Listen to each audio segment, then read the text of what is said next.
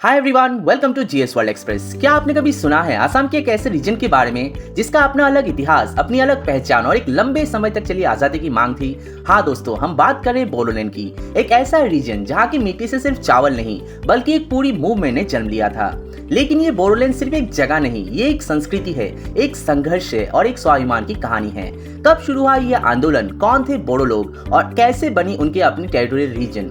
आज के इस वीडियो में हम ले जाएंगे आपको एक फैसिनेटिंग सफर पर, हिस्ट्री ऑफ बोडोलैंड, जहां पॉलिटिक्स, आइडेंटिटी और यूनिटी मिलते हैं एक जबरदस्त कहानी में। अगर आप मुझे रेगुलरली फॉलो करते हैं तो आपने देखा होगा मैं अपना वीडियो छोटा रखता हूं क्योंकि I really focus on content, not on unnecessary information. Simply बोलो तो सीधी बात, नो बकवास। तो चलिए वीडियो को शुरू करते हैं। ये रीजन असम के दिल में बसा है जिसका नाम है बोडोलैंड, यानी बोडोलैंड टेरिटोरियल रीजन, जिसे शॉर्ट में बीटीआर भी कहा जाता है। ये एक ऑटोनोमस रीजन है असम के नॉर्थ ईस्ट हिस्से में। इसमें 4 डिस्ट्रिक्ट शामिल है: कोकराझार, बाक्सा, चिरांग और उदालगुड़ी। रिसेंटली तामुलपुर एक नया डिस्ट्रिक्ट बनाया गया था। ये रीजन ब्रह्मपुत्र नदी के नॉर्थ बैंक पर भूटान और अरुणाचल प्रदेश के पहाड़ों के नीचे सिचुएटेड है। बीटीआर का गवर्नेंस संभालता है एक इलेक्टेड बॉडी जिसका नाम है बोडोलैंड टेरिटोरियल काउंसिल। ये काउंसिल बनी थी एक पीस अकॉर्ड के तहत जो फरवरी 2003 में साइन हुआ था। बाद में जनवरी 2020 में एक और एग्रीमेंट के जरिए इस रीजन को और ज्यादा ऑटोनॉमी दी गई। ये पूरा रीजन करीब 8,970 स्क्वायर किलोमीटर तक फैला हुआ है और यहाँ के प्रीडोमिनेंटली इनहैबिटेड बोडो लोग हैं जो असम के दूसरे इंडिजिनियस कम्युनिटी है। अगर ज्योग्राफी की बात करें तो बीटीआर की बाउंड्रीज लाई करती है 26 degree 7 minute 12 second north to 26 degree 47 minute 50 second north latitude और 89 degree 47 minute 40 second east to 92 degree 18 minute 30 second east longitude के बीच। ये रीजन असम के नॉर्थ वेस्ट में है और इसके एडमिनिस्ट्रेटिव हेडक्वार्टर है कोकराझार टाउन, जो रफली 26 डिग्री 25 मिनट नॉर्थ लैटिट्यूड और 90 degree 16 minute 38 second east longitude के आसपास सिचुएटेड है। बीटीआर का ऑफिशियल फॉर्मेशन हुआ था 9 फरवरी 2003 को, जब इसे एक ऑटोनोमस एडमिनिस्ट्रेटिव रीजन बनाया गया था। और हाँ, यहाँ की ऑफिशियल लैंग्वेज है बोडो, असमीज और इंग्लिश। अब सवाल उठता है, बोडोलैंड नाम आया कहां से? इसके पीछे भी एक लंबी कहानी है संघर्ष और सपनों की।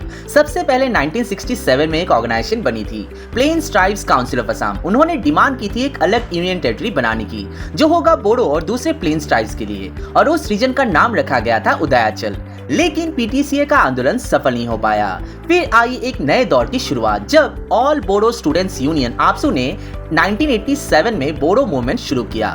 इस बार डिमांड थी एक अलग राज्य की जिसका नाम रखा गया बोडोलैंड। ये मूवमेंट आगे चलकर 1993 के बोडो अकॉर्ड तक पहुंचा, जहां एक नए एडमिनिस्ट्रेटिव सेटअप बना, बोडोलैंड ऑटोनोमस काउंसिल। और दोस्तों, बोडोलैंड नाम आया है बोडो या बोडो लोगों के नाम से, जो ज्यादातर ग्वालपारा और कामरूप डिस्ट्रिक्ट के द्वार्स रीजन में रहते हैं। बोडो या बोडो दोनों नाम एक ही इंडिजिनस कम्युनिटी को रिप्रेजेंट करते हैं। दोस्तों, अब हम चलते हैं बोडोलैंड के इतिहास के सफर पर, जहां मिलेंगी आपको कामरूप किंगडम से लेकर ब्रिटिश राज तक की कहानी। सबसे पहले ये रीजन एंशिएंट कामरूप किंगडम का हिस्सा था, लेकिन 16वीं सेंचुरी की शुरुआत में यहाँ का कंट्रोल चला गया कोचमेच राजा विश्व सिंह के हाथों और पहली बार 1562 के आसपास इस रीजन को क्लियरली डिलिनिएट किया गया जब उनके सक्सेसर राजा नरनारायण ने डिसाइड किया कि गोहाई कमल अली नाम की नई बनी सड़क के नॉर्थ में रहने वाले मैच और कोच लोग अपने इंडिजिनियस कस्टम्स फॉलो करेंगे, जबकि साउथ में रहने वाले लोगों को हिंदू ब्राह्मणिकल राइट्स फॉलो करने पड़ेंगे। उसके बाद हुआ कोच किंगडम का बाइफर्केशन और मुगल्स के अटैक के बाद कोच हाजों का कोलैप्स। इसी दौरान जब आहोम और मुगल्स के बीच कॉन्फ्लिक्ट चल रहा था, 17वीं सेंचुरी की शुरुआत में भूटान की रियासत ने साउथ की तरफ एक्सपांशन किया और गोहाई कमल अली तक का रीजन अपने कंट्रोल में ले लिया। 17वीं सेंचुरी के एंड तक आहोम किंगडम ने मानस रिवर तक अपना कंट्रोल एक्सटेंड कर लिया था, लेकिन उसके बाद जो हुआ वो था एक यूनिक सिस्टम। इस रीजन को द्वार्स में डिवाइड किया गया। हर द्वार का अपना एडमिनिस्ट्रेटिव सिस्टम था जिसे भूटान और आहोम किंगडम्स मिलकर चलाते थे। ग्वालपारा रीजन के द्वार जो आहोम किंगडम के बाहर था, कंप्लीटली भूटान के कंट्रोल में था। कामरूप रीजन के द्वार्स को पोसा सिस्टम के तहत शेयर्ड कंट्रोल में रखा गया और दरंग रीजन के द्वार्स को तो साल के हिसाब से कभी भूटानीज और कभी आहोम्स कंट्रोल करते थे। फिर आया ब्रिटिश रूल की बारी। 1826 में ब्रिटिशर्स ने अहोम किंगडम का कंट्रोल ले लिया और इनिशियली वही अहोम भूटान अरेंजमेंट कंटिन्यू रखा, लेकिन 1865 के द्वार वार के बाद ब्रिटिशर्स ने पूरे द्वार का फुल कंट्रोल ले लिया और भूटान का इन्फ्लुएंस यहाँ से खत्म कर दिया वंस एंड फॉर ऑल। दोस्तों अब बात करते हैं बोडोलैंड के सबसे इंपॉर्टेंट मोड़ की, जहां आंदोलन से समझौता हुआ और एक नई पॉलिटिकल पहचान ने जन्म लिया। सबसे पहले 1993 में हुआ एक पीस एग्रीमेंट, जिसके बाद बोडोलैंड को मिला ऑटोनोमस एडमिनिस्ट्रेटिव स्टेटस। ये था 6 schedule of the Indian constitution के तहत बना बोडोलैंड ऑटोनोमस काउंसिल, जिसका एरिया था 8795 स्क्वायर किलोमीटर। ये एक बड़ा कदम था, लेकिन कहानी यहाँ खत्म नहीं हुई। फिर आई 2003 की पीस एग्रीमेंट, जो एक और माइलस्टोन बन गया। इस एग्रीमेंट के बाद बना बोडोलैंड टेरिटोरियल काउंसिल BTC, जिसका मेन मिशन था economic development, education upliftment, land rights का प्रोटेक्शन, भाषा, संस्कृति और एथनिक आइडेंटिटी का प्रिजर्वेशन और सबसे important infrastructure development of the region. BTC का एक्चुअल काम शुरू हुआ था 7 दिसंबर 2003 को, जब 12 प्रोविंशियल मेंबर्स के साथ काउंसिल का गठन किया गया।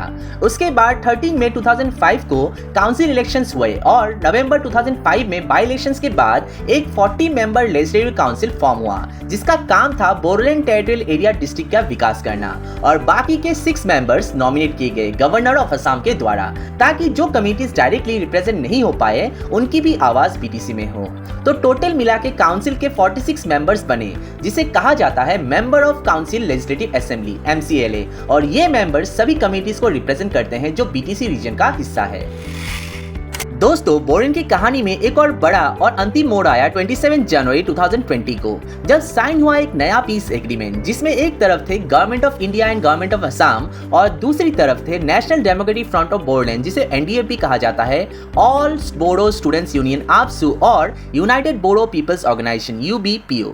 इस एग्रीमेंट के तहत बना एक नया political structure Bodoland territorial region BTR, जो मिला और भी ज्यादा एग्जीक्यूटिव एंड लेजिस्लेटिव पावर के साथ। उसके बाद बोडोलैंड टेरिटोरियल काउंसिल के पास हुआ कंट्रोल लगभग उन सभी एरियाज पर जो 6 शेड्यूल ऑफ इंडियन कॉन्स्टिट्यूशन में डिफाइन है, और काउंसिल के मेंबर्स का नंबर बढ़ाकर 60 कर दिया गया, ताकि हर कम्युनिटी की प्रॉपर रिप्रेजेंटेशन हो। सबसे बड़ी बात, BTR की बाउंड्री रीड्रॉ की गई, जिससे बोडो स्पीकर्स मेजोरिटी में हो सके उन नए रीजन में। अब क्वेश्चन है, कैसे नए डिस्ट्रिक्ट्स बनाए जाएंगे? BTR की बाउंड्री को एडजस्ट किया जाएगा, जिसमें उन एरियाज को शामिल किया जाएगा जो बोडो लोगों से पॉपुलेटेड है, और उन नॉन बोडो एरियाज को बाहर किया जाएगा जो पहले BTC के अंडर में था। और हाँ, बोडोलैंड को मिलेगा नेशनल लेवल पे कल्चरल एंड स्पोर्ट्स इवेंट्स में अपनी अलग रिप्रेजेंटेशन का हक, जैसे नेशनल गेम्स ऑफ इंडिया और खेलो इंडिया यूथ गेम्स में। सबसे सिंबॉलिक और हिस्टोरिक स्टेप ये था कि बोडो लैंग्वेज, जिसे देवनागरी स्क्रिप्ट में लिखा जाता है, उसे बनाया गया असम का एक एसोसिएट ऑफिशियल लैंग्वेज। तो ये था 2020 का बोडोलैंड पीस अकॉर्ड, जो सिर्फ एक समझौता नहीं बल्कि बोडोलैंड के सपनों का एक नया उड़ान देने वाली एग्रीमेंट थी।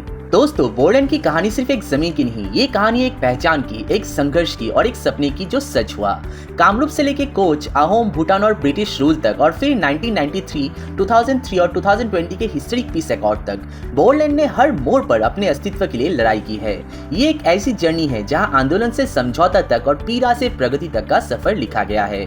आज बोडोलैंड एक ऑटोनोमस रीजन है, जहां बोडो और अन्य इंडिजिनियस कम्युनिटीज अपना कल खुद लिख रहे हैं, अपने कल्चर, लैंग्वेज और आइडेंटिटी के साथ गर्व से जी रहे हैं। ये था बोडोलैंड की कहानी, इतिहास के पन्नों से निकलकर विकास के रास्ते पर चलती हुई एक जाति की कहानी। आपको ये वीडियो कैसा लगा कमेंट सेक्शन में जरूर बताइए। मिलते हैं अगले वीडियो में, तब तक के लिए स्टे हंग्री, स्टे फुलिश। जय हिंद।